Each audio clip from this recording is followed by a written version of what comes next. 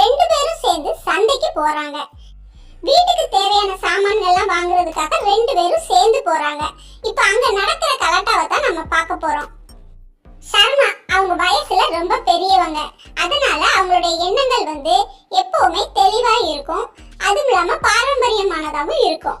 ஆனா அவங்களுடைய மருமகன் நிஷாவுக்கு ரொம்ப நவீனமான பொண்ணுனால அவளுக்கு அந்த அளவுக்கு பாரம்பரியம் தெரியாது. இப்ப இவங்களுக்குள்ள என்ன நடக்குது அப்படிங்கறத நம்ம பார்க்கலாம்.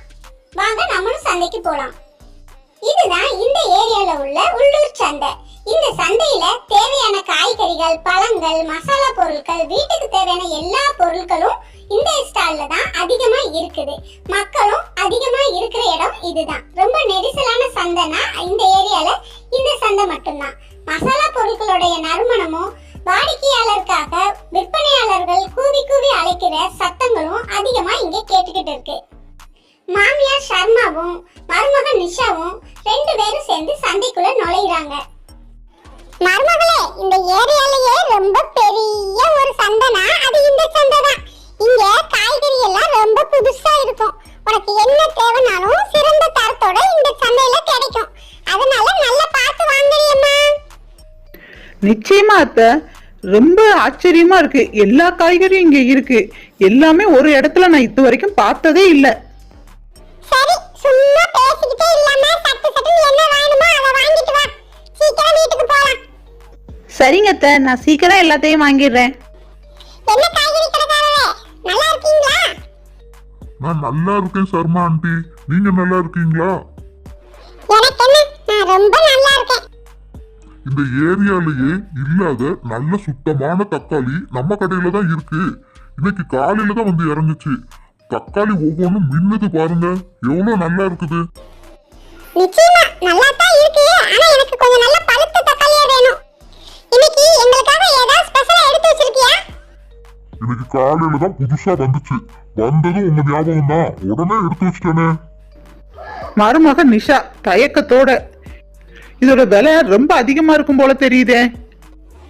கவலைப்படாத நிஷா, இங்க நம்மளுக்கு எல்லாம் கொஞ்சம் கம்மி பண்ணி தான் தருவாங்க. நான் எப்பவுமே இந்த கடையில தான வாங்குறேன். ரவி நமக்கு நல்லா பார்த்து எல்லாம் கம்மி பண்ணி கொடுப்பாரு. கடைக்காரர் ரவி தக்காளி எடுத்து பிடிச்சிக்கிட்டு, இந்த பாருங்க, அழகா சிகப்பா எப்படி இருக்குதுன்னு, நல்ல ஜூஸியா இருக்குது இந்த தக்காளி. இத வாங்கிக்கோங்க. அத்தை, அந்த தக்காளி ரொம்ப நல்லா இருக்குது பாருங்க. ஆமா நிஷா, அவர் காட்டுற தக்காளி நல்லா தான் இருக்கு. இந்த தக்காளி கிலோ எவ்வளவு? கடைக்காரர் ரவி, எல்லாருக்கும் 60 ரூபாய்க்கு கொடுக்குறேன். நீங்க நம்ம ரெகுலர் கஸ்டமர்ல, அதனால உங்களுக்கு 50 ரூபா தான்.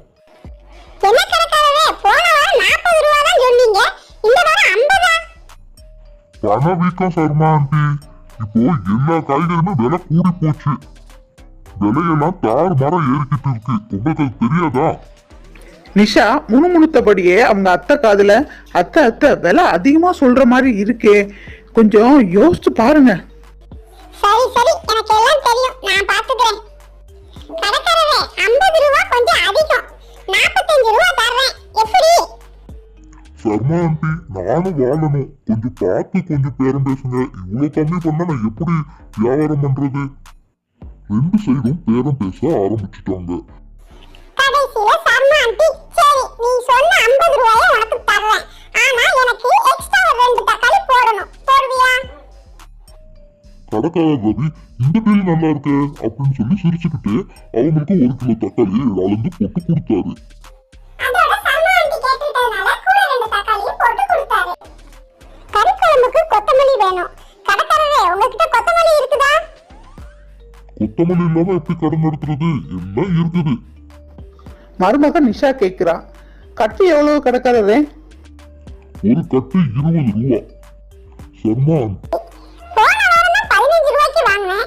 இந்த வாரம் அதுக்குள்ளே 20 ரூபாயா? என்ன ஆண்டி, வாரம் விலை ஏறுது, நான் என்ன பண்றது? அடுத்த ரவுண்டு பேரும் காய்கறிக்காரரான ரவிக்கும் மருமகளான நிஷாவுக்கும் நடக்குது. 15 ரூபாய்க்கு நிஷா அந்த கொத்து கேக்குறாங்க. ஆனா அவர் தர மறுக்கிறாரு. 20 ரூபா அப்படின்னு சொல்லி சொல்றாரு. பேரம் பேசி முடிச்சதுக்கு அப்புறம் வெற்றி நிஷாவுக்கு தான். ஏன்னா 15 ரூபாய்க்கே குடுக்கறதா ஒத்துக்கிட்டாரு. பரவாயில்லையே நிஷா, நல்ல பேரம் பேச கத்துக்கிட்டியே. அங்க பாரு வளையல் கடை இருக்கு.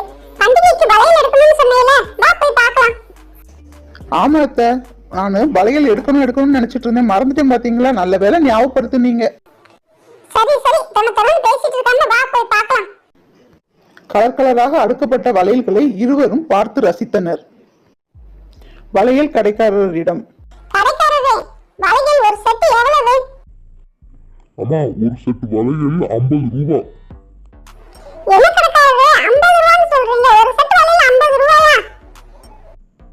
நீங்க எந்த காலத்துல இருக்கீங்க? அந்த காலத்துல தான் கம்மியான விலையில கிடைச்சது.